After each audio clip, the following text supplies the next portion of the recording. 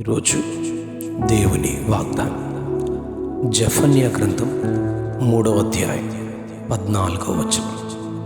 సియోను నివాసులారా ఉత్సాహధ్వని చేయుడి. సియోను నివాసులారా ఉత్సాహధ్వని చేయుడి. చిన్న ప్రవక్తలలో ఒకరైన జెఫన్యా ఈ ప్రవచనాన్ని ప్రవచిస్తారు. దేవుని ప్రజలైన ఇశ్రాయేలీయులు దేవుని విసర్జించి తిరుగుబాటు చేసి దేవుని ధర్మశాస్త్రాన్ని విడిచినప్పుడు వారిని కొందరు శత్రురాజుల చేతికి కొన్ని సంవత్సరాలు దినాలు దాసులుగా అప్పగించడం మనం దేవుని గ్రంథంలో చూస్తాం. ఉదాహరణకు 450 సంవత్సరాల ఐగుప్తీయుల చేతికి దేవుడు ఇశ్రాయేలీయులను అప్పగించాడు. ఫిలిష్తీయుల చేతికి బబులోను చెరకు వివిధ చెరలలో దేవుని ప్రజలు హింసింపబడినప్పుడు వారు దేవునికి మొరపెట్టుటను బట్టి ఆయన క్షమాపణను కోరుకున్నప్పుడు కానీ పాపమును విడిచిపెట్టుటను బట్టి వారిని దేవుడు మరలా వారి మొదటి స్థితిని, స్థానాన్ని, మొదటి ఆరోగ్యాన్ని, దేశానికి వారిని తిరిగి తీసుకొని రావడం మనం చూస్తాం. ఈ జెఫన్యా ప్రవక్త 3వ అధ్యాయం 19వ వచనంలో చెదరగొట్టబడిన వారిని సమకూర్చెదను, ఏ ఏ దేశాలలో వారు అవమానము నొందితరో అక్కడ నెల్లా నేను వారికి ఖ్యాతిని, మంచి పేరును కలుగు చేస్తానని దేవుడు వాగ్దానం చేయడం చూస్తాం. జెఫన్యా గ్రంథం 3వ అధ్యాయం 13వ వచనంలో వారు పాపము చేయరని, అబద్ధం ఆడరని, కపటములాడు నాలుక వారి నోట ఉండదని, భయము లేకుండా విశ్రాంతి గలవారై అన్నపానములు పుచ్చుకుంటారని దేవుడు దీవిస్తాడు.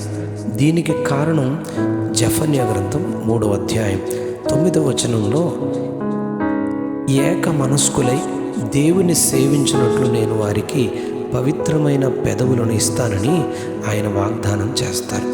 ఈ సియోనులోని నివాసులు ఉత్సాహధ్వని చేయుటకు కారణం సియోనులో ఇశ్రాయేలు రాజు మీ మధ్య నివసించుచు మీతో ఉన్నాడని 3వ అధ్యాయం జెఫన్యా గ్రంథం 15వ వచనంలో వ్రాయబడింది. 76వ కీర్తన 2వ వచనంలో షాలేములో ఆయన గుడారము, సియోనులో ఆయన ఆలయము ఉన్నదని, 50వ కీర్తన 2వ వచనంలో ఆ ఆలయములో నుండి ఆయన ప్రకాశిస్తున్నారని, 20వ కీర్తన 2వ వచనంలో సియోనులో నుండి ఆయన ఆదుకుంటారని, 14వ కీర్తన 7వ వచనంలో సియోనులో నుండి యెహోవా రక్షించునని, 128వ కీర్తన 5వ వచనంలో సియోనులో నుండి మనలను ఆయన ఆశీర్వదించునని వ్రాయబడింది. యెషయా గ్రంథం 30వ అధ్యాయం 19వ వచనంలో సియోనులో యెరూషలేములోనే ఒక జనము కాపురముండునని, జనమా నీవిక ఏమాత్రము కన్నీళ్లు విడువవు, ఆయన నీ మొరవిని నిశ్చయముగా నిన్ను కరుణించునని, నీ మాట వినగానే నీకు ఉత్తరం ఇచ్చునని ప్రభు ఈ గ్రంథంలో, ఈ వచనంలో ఇజ్రాయేలుకు అభయమిస్తాడు.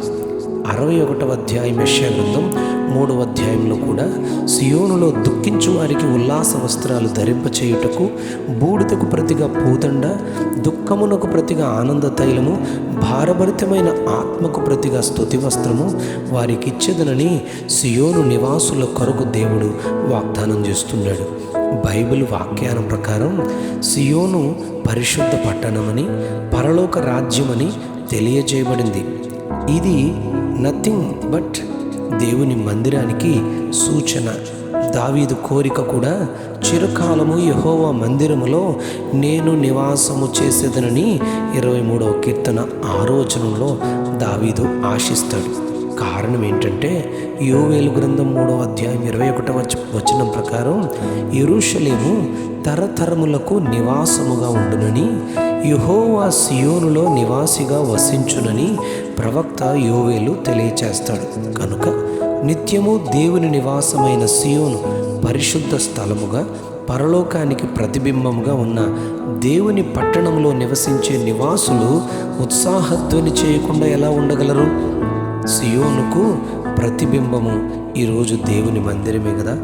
అందుకని ఆ మందిరంలో నివసించు వారమైన మనము ఉత్సాహధ్వని చేయుచు, సంతోషధ్వని చేయుచు దేవుని సన్నిధిలో నిరంతరము సాగిపోవాలని దేవుడు ఆశిస్తూ ఉన్నాడు.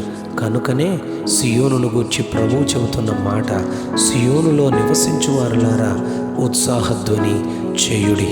ఎందుకనగా సియోనులో నివసించే దేవుడు సియోనులో నివసించే ప్రజలకు ప్రతి ఈవిని, సమాధానాన్ని, శాంతిని, నెమ్మదిని ఆయన అనుగ్రహించడం మనం చూస్తాం. ఈరోజు సియోను నివాసులముగా దేవుని మందిరాన్ని ప్రేమించువారంగా ప్రతి దేవుని ఆశీర్వాదాన్ని దేవుని సన్నిధిలో ఆయనకు విధేయత చూపిస్తూ ఆయన సన్నిధిలో విశ్రాంతిలో సమాధానంతో వర్ధిల్లుతూ సాగిపోదాం. అట్టి కృపా దేవుడు మనకు దయచేయునుగాక. Amen, amen, amen.